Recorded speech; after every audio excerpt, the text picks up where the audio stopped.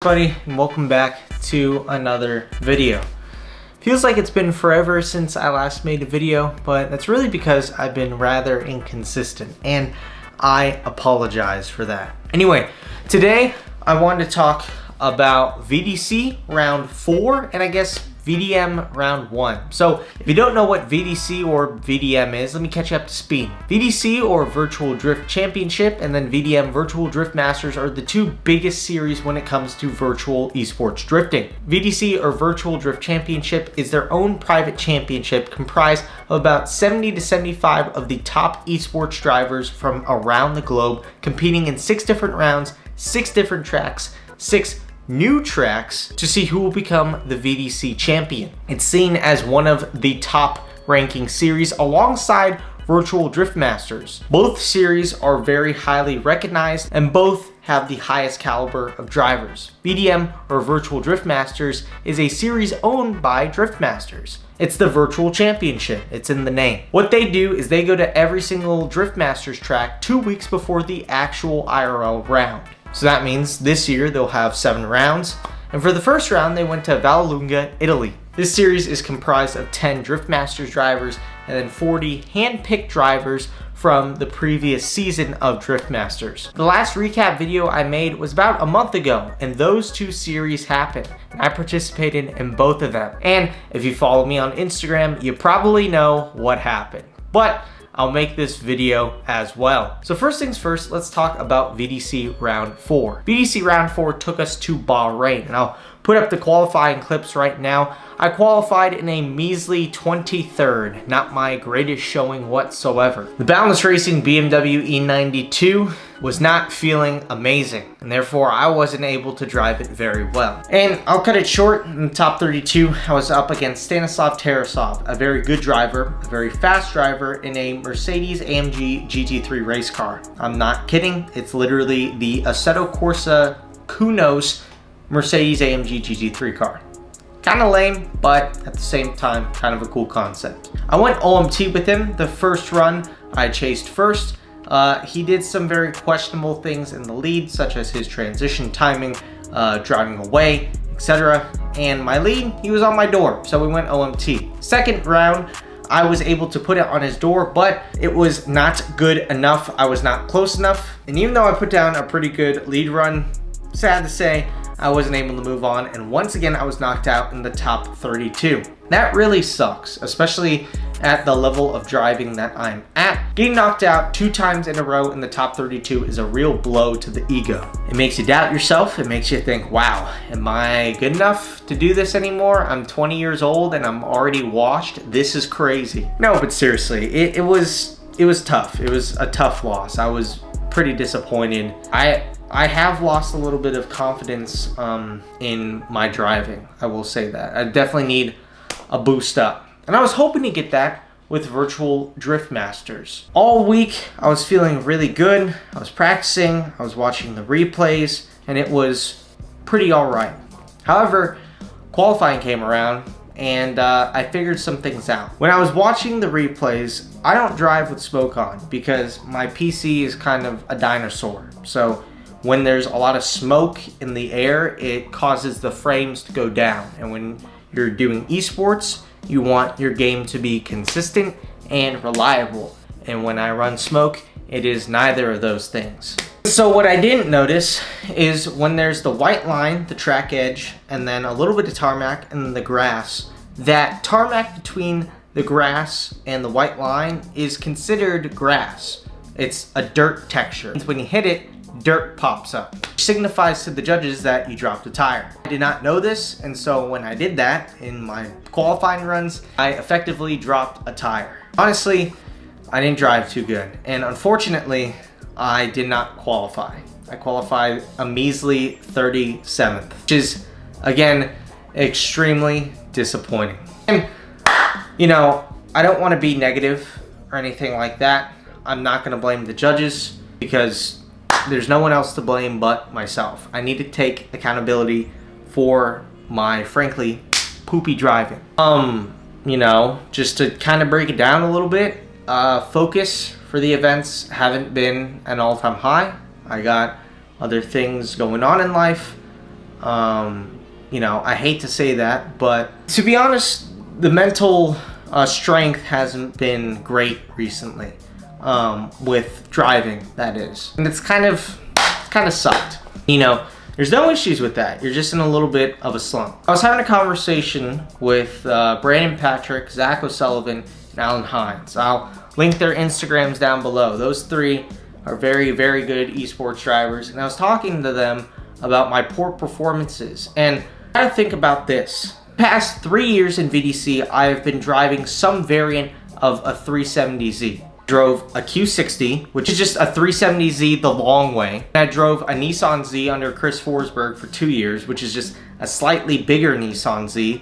And what type of suspension is that? It's dual wishbone front and then multi-link rear. Now, I went to a GT86. It's a very similar size to a Nissan Z. The issue with that is the front end was kind of shaky, but I did pretty decent in it. For some reason, I decided to switch out of that car because I had one bad round, which arguably wasn't my fault for it being bad, and I switched to the E92, which is stupid long, which I haven't driven a long car in 3 years. It's strut, McPherson strut front and multi-link rear, which is very different from what I usually drive. And yeah, I have been struggling with this car. It's very smooth, it's very nice to drive if you're not driving it on a difficult course like VDC courses. If you're driving it on, say, a course that I've driven a billion times, like VDC Stirrup Layout B, yeah, it's awesome to drive.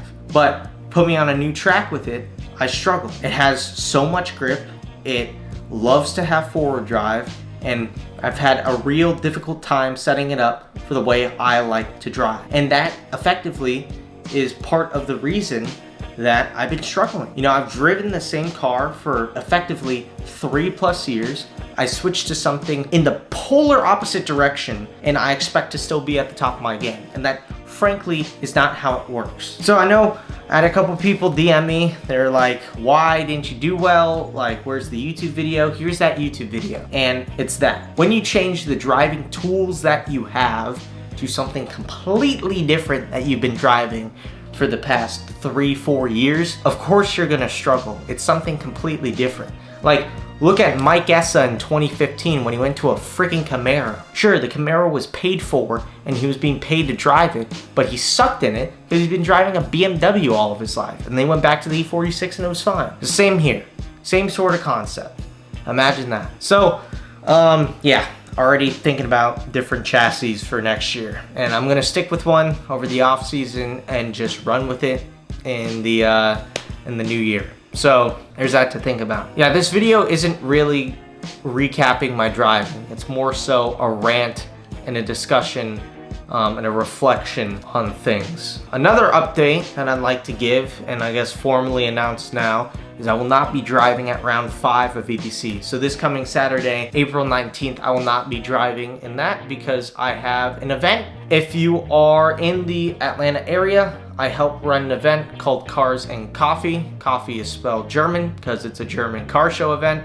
It's at Porsche Atlanta Northeast from 9 to 12 every 3rd Saturday of the month. And the reason being, I have that event and that event is important to me. I thought about it. I'm like, okay, so if VDC, I can make some content on it, and I probably may do okay, like at this rate. So I'm like, okay, so I could do that, or I could not show up, take a little hit in points, and go to an event where I can meet new people, I could see cool cars, I can show people the power of sim racing and how cool it is, and possibly sell more sims, which, you know, as much as I hate to say it, it's what's important, pays the bills, gets money. Unless, you know, there's someone out there within the next 2 days who wants to buy a few simulators for like a sim lounge or something. I'm not gonna skip that event for VDC if I can make money, show people how sim racing is cool, and, you know, put smiles on people's faces. If I was in the hunt for a championship, maybe swing it more towards VDC's way.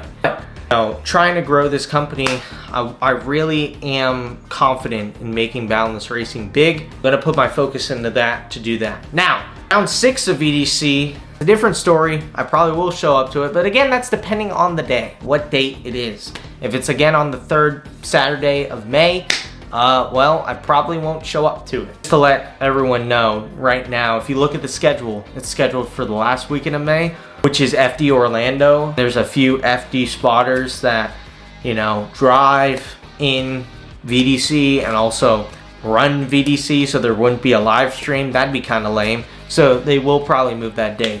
I want to hop on, talk to you guys, tell you what's the haps. Yeah, just to let everyone know, big lesson that I've learned is driving, for me at least, the car that I drive is a tool.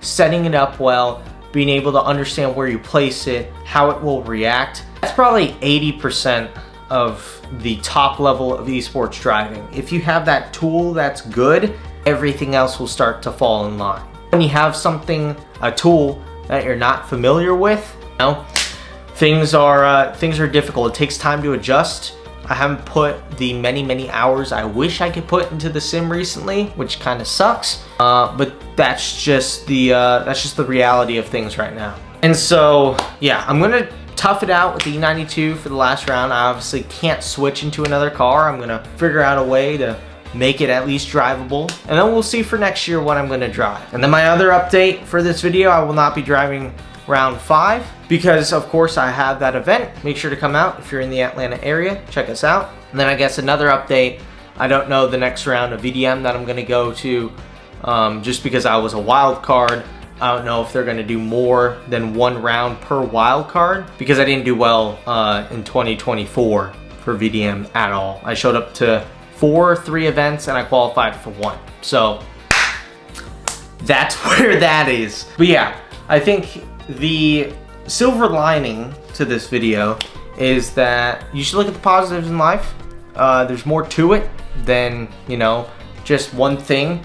There's other things in life that happen that are good, that will bring positivity. I don't know how long this video is gonna be. I've kind of stuttered a lot, so maybe 10, maybe 8 minutes, maybe 5 minutes, I don't know.